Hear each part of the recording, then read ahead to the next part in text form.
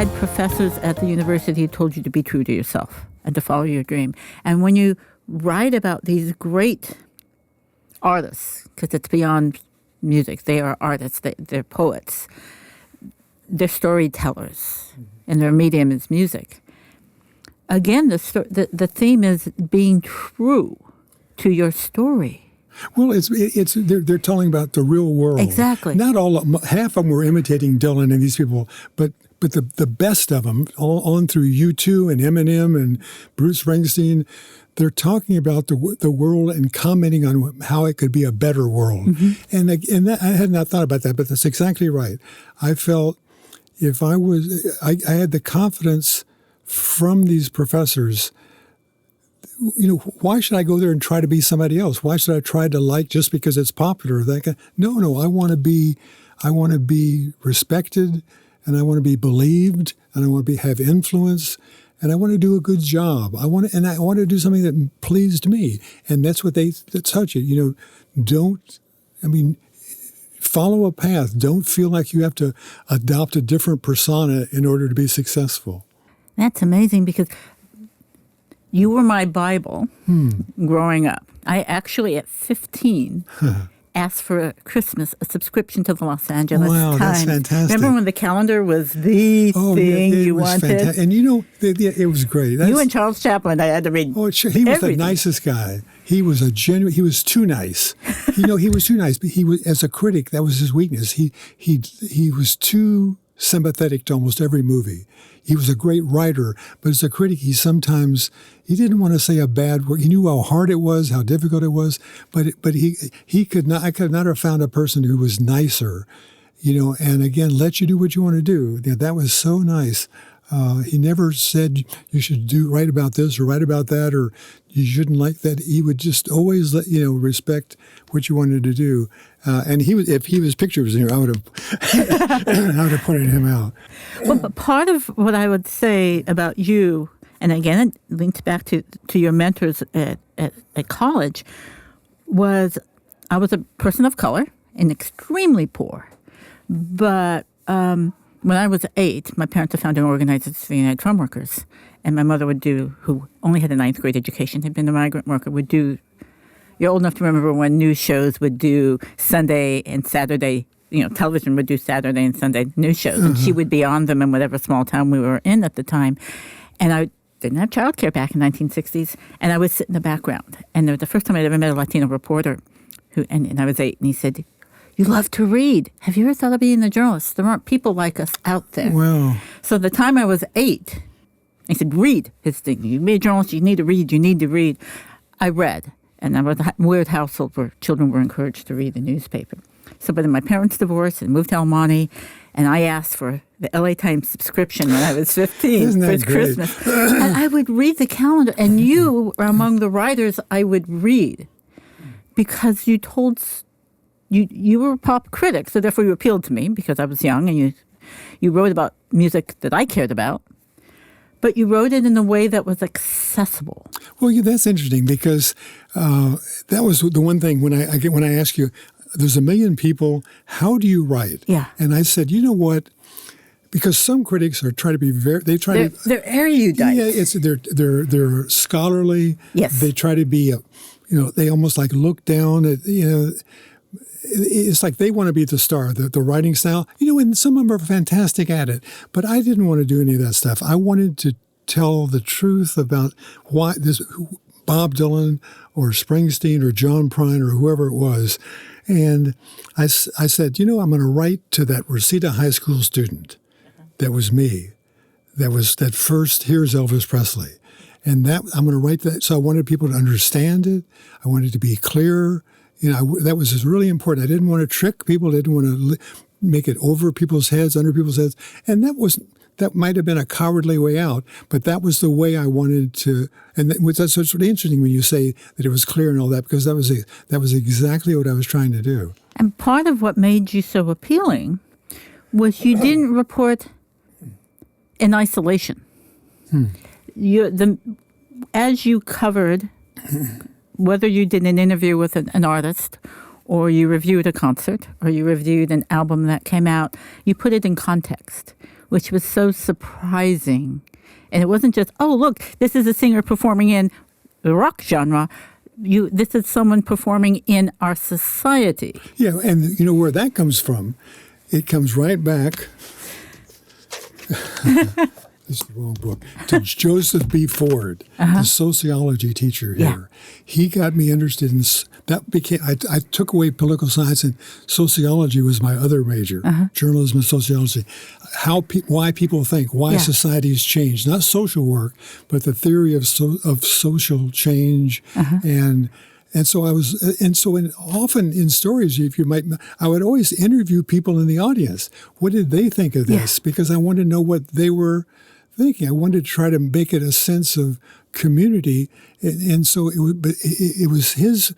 I was so interested in social theory as a guiding force in change in society. So I thought I often wrote about rock through that kind of lens, and it was totally his influence too. Because as what made you the god when I was a journalism major, and not to assuage your ego or anything, but it was because you wrote about a subject that often gets dismissed as a young person thing. And young person, well, irrelevant, even though they have great buying power. And they change society, but you wrote about it in a way that made your readers appreciate the importance of the art.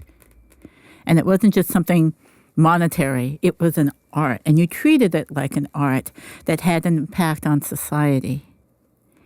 And that was just mind-blowing. And now, I didn't go into feature entertainment writing, anything like that. I was a news reporter. But that type of writing shaped, it gave me validation that as a person of color and as a woman, I could write and put things in context. That the way I saw the world, because I can't see it through your eyes, I'm not a white male, was still important because you saw the world not from up here, but where everybody else was. You saw it where everybody else was. That was tangible. Yeah, I mean, it was like, again, I was part of that audience. And partly I would interview people because I wanted to know what they thought. And also to if they had an opposing thing to oppose. But it was also part of that sociology. I was interested in what they said, and I thought it made an interesting story, too, to add that to it. But again, I was so conscious of, is this song, Stevie Wonder's higher, he had My Sharia more, but then he did Higher Ground and Intervisions and those albums, and that was talking about society. And I thought that was elevated, that was more of work. But also someone just like Joni Mitchell can just talk about the psychology of the heart, and that's important too, you know. But I just wanted somebody to be original and significant topics. I thought significant topics. In fact, I took a photography class, and I think there was a substitute professor one day, and he said, you know, the important thing in taking pictures isn't mastering the film speed and the lighting and all that kind of stuff. The most important thing to remember is where to point the camera. Isn't that great? It's the subject matter. Exactly. It's the subject matter. The same with the song. The songwriting, this and that, but what's your subject matter? Graceland by Paul Simon. That's incredible, okay? I mean, that's worldview, but it's all those things. I was always looking for something that would last, kind of, because I wanted people to be able to read the story 50 years ago. And my God, it's 50 years since I first wrote about David Bowie and Cash and those things. And those stories, no ego involved, really stand up. Because if I wrote 1,000 stories, Carmen, maybe 900 were worthless. But in that thing, I found those people coming up, and I wrote about them. Springsteen, before Born to Run, where he's talking about what he wants to do and doesn't know whether he can do it and stuff. And David Bowie on his Ziggy Stardust tour, telling what he wants to do in pop. And I hadn't read some of those stories in years, but when you go back, they're explaining and David explaining perfectly what he wants to do, you know. But so it was always the person I was looking for people, if you take rock and roll as a creative force, what were the people who made the essential contributions? If you take away somebody, rock and roll would have not suffered. Billy Joel, wouldn't have suffered a bit. And Bon Jovi and these bands. But there were 50 or 100 bands that would. And so those are the ones you want. And I used to get letters all the time. Why are you writing so much about this guy or this woman or this band or something? Because they were important. And I'd rather write about an important person 10 times than write about an unimportant person twice. Okay, I'm going to ask you some, not all, it's not a limited list. Who are some of the people I should have listened to? Though I probably did because you told me to. Well, there was, let me see if I got, so here, I'll show you some of these other things. Yeah. This is the column I had at Cal State. But now here are some stories I did at the LA Times. I wrote the first review of Elton John at the Troubadour, and that was his first U.S. show. He became a star overnight, and to this day, when he plays LA, he thanks me for making his career, because his career took off after that show, and you can arguably do it, but he would have been a star anyway. But I did have that place in history. So I went to Russia with him, and this is... You went to Russia with him? Wow. Moscow. This is a Soviet journal. And this is John Lennon's, the death of John. Oh, and this is my first interview with Lennon. And I talk about people who significance and so forth. It's probably in the bag. Huh? I guess that's, there was,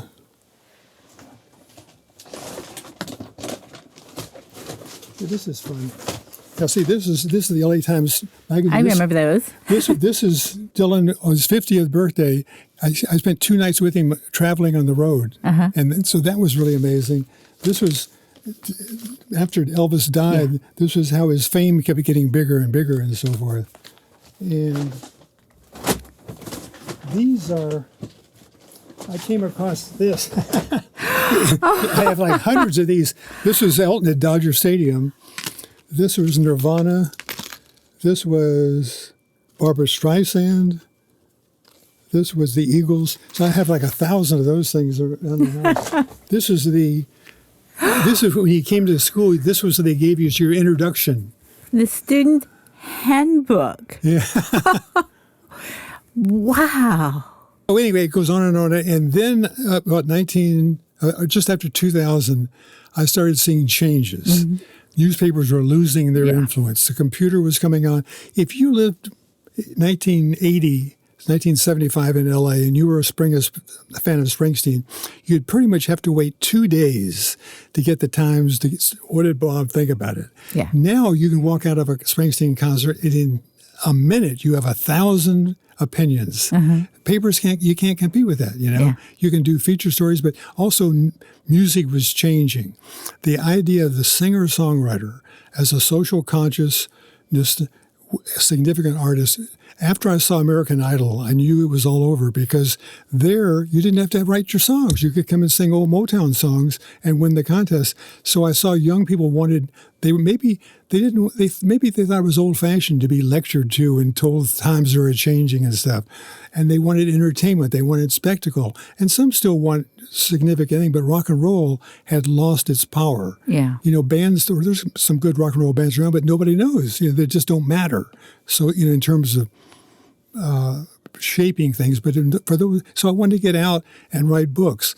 And so I wrote a memoir, Cornflakes with John Lennon. I wrote this one, which took me back to Folsom Prison.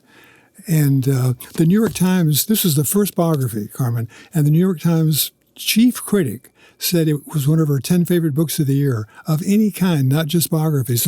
And then I did a Paul Simon, and then this is the latest one is Randy Newman.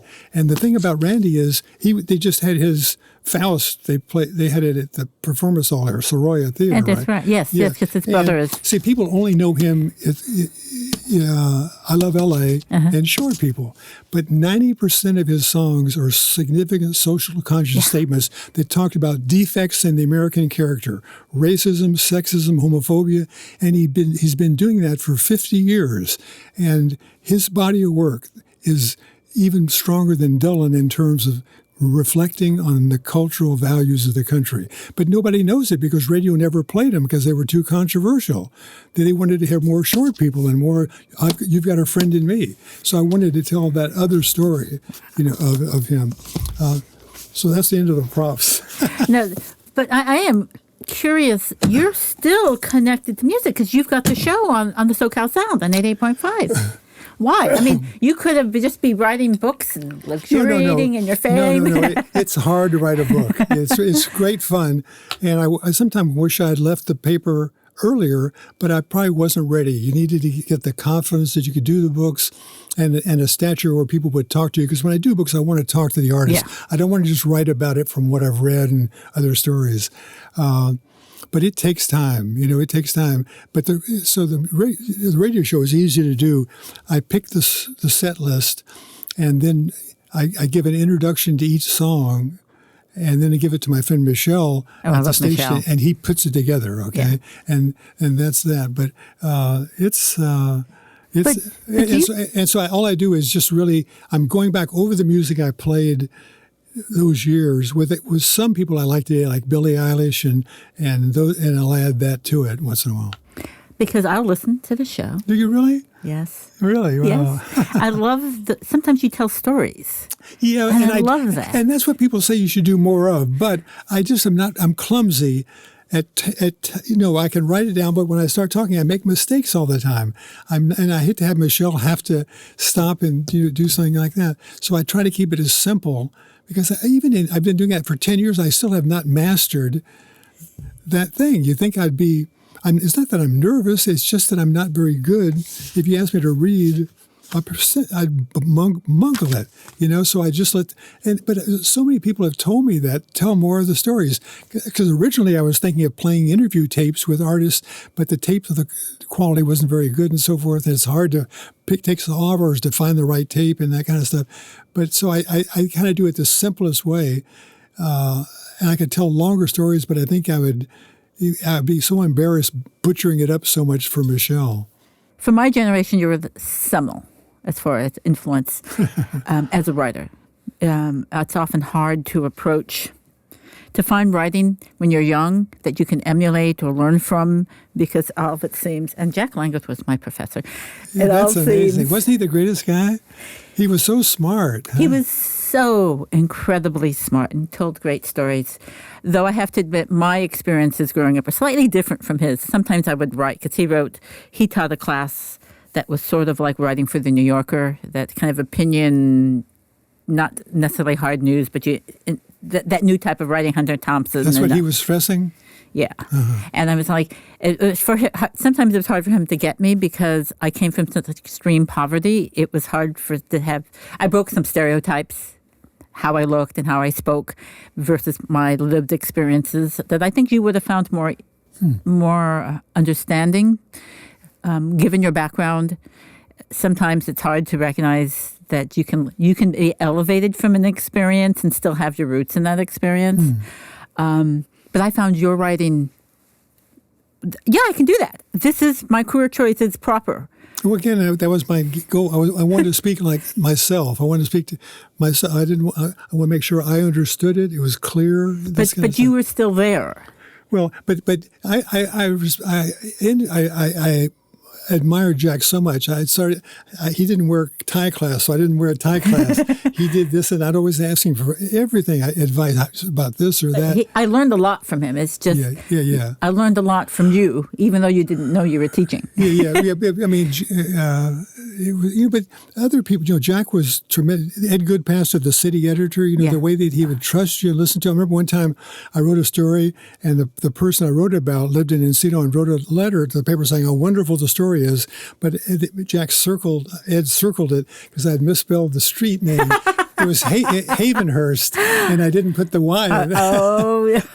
I did put the Y in. One it was different from the way, but it was just a nice way of doing it. You just kind of pointing it out. But it's, again, you have to be thankful for mentors. Mentors are so important. Yeah. And, if you're going to school now, try to establish, if a teacher reaches out to you,